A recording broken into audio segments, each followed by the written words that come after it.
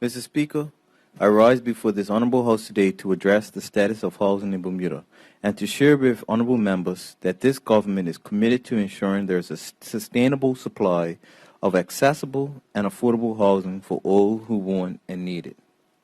Mr. Speaker, currently there is an acute housing shortage, which is a result of the current demand of housing outpacing the current supply. Given our stated desire to increase the number of jobs in our economy leading to a larger working population, the expansion of Bermuda's housing stock will be necessary to accommodate a greater number of individuals working in Bermuda.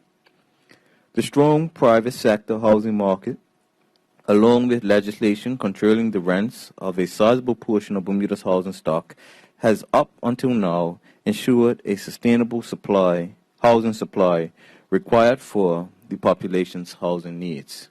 While the government facilitated the development of Bermuda's real estate market, the private sector was the driver of the inventory growth, and the economy was less reliant on government for Bermuda's housing stock.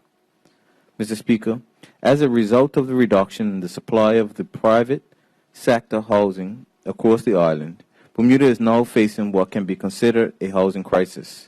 The decrease in supply is also driving up the cost of rental accommodations. This housing challenge presents a risk to Bermuda's economic development initiatives, of which the government is determined to mitigate. Mr. Speaker, to help resolve the housing problem, various policies and interventions are needed at distinct levels, relying on both private and public sector involvement to garner solutions.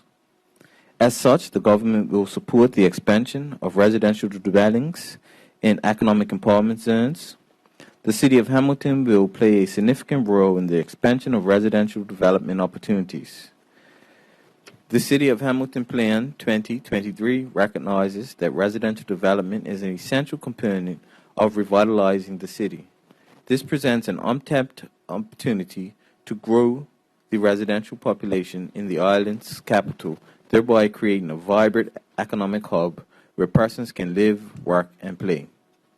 Mr. Speaker, approved residential schemes are development proposals that are either fully comprised of residential units or are mixed-use developments comprised of both commercial spaces and residential units. These schemes are an economic development tool that provide a tangible mechanism and pathway to bring the development vision and objectives of the local plan to life within the economic empowerment zones. The Northeast Hamilton Local Plan 2022, prepared by the Department of Planning in partnership with the Bermuda Economic Development Corporation, regulates the development and use of land in Northeast Hamilton. Currently approved residential schemes are restricted to the economic empowerment zones in Somerset, St. George's, and Northeast Hamilton. However, it is now necessary to expand the areas where approved residential schemes can be constructed. Therefore, the government will seek to expand the eligibility for approved residential schemes from solely the economic empowerment zones to the entire City of Hamilton.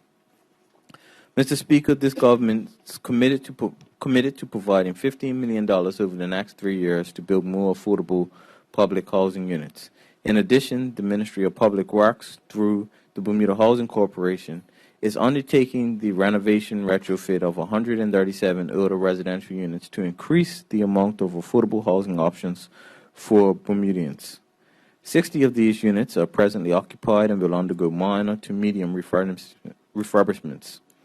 The remaining 77 are units representing the entire stock of vacant and derelict units that require major retrofits.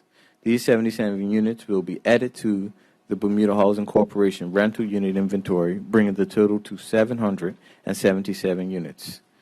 These newly added units are set to be priced under the Rent Geared to Income scheme, which is capped at 35% of the total household income. This program allows for low and middle income families to afford a quality standard of living, as well as save 10% of their housing income. Mr. Speaker, there has been significant infrastructure investment by the Ministry of Public Works to help increase the stock of affordable housing throughout the country.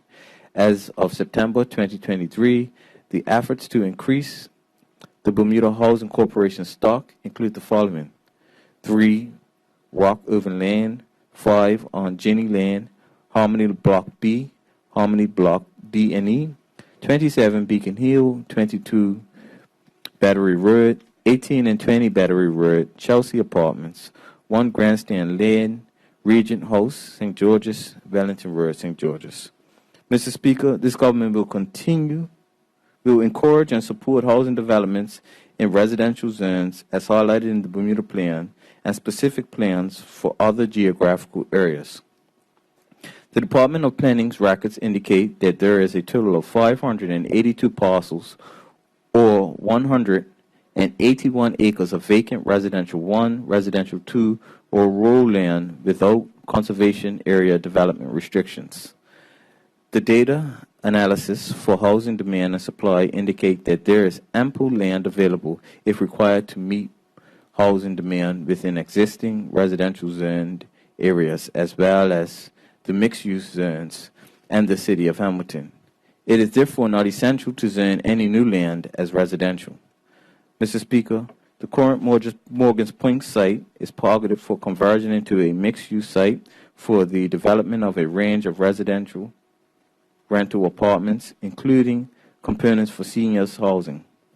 With an active and engaging amenities district, this project will positively impact Bermuda's residential rental market and the overall economy. Mr. Speaker, the first phase of this project should partially address this deficiency in supply by adding 101 units within 2 to 3 years with the capacity to scale up. This development will include an amenities village containing dining and retail businesses, a farmer's market, a boardwalk, of all which will be open to the public. At the center of the redevelopment is the concept of live, work, play, all on site.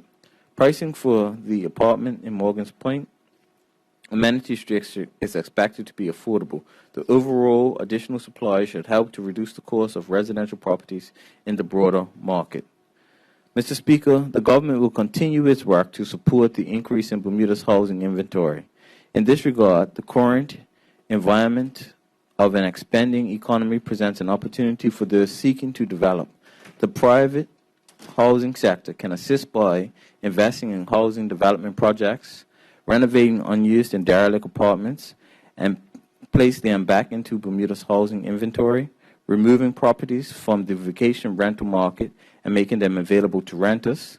In addition, the banks can assist by partnering with the government to offer favorable mortgage terms to those seeking home ownership, making capital available for potential development projects, and ensuring foreclosed properties are placed back into the housing inventory in a timely manner.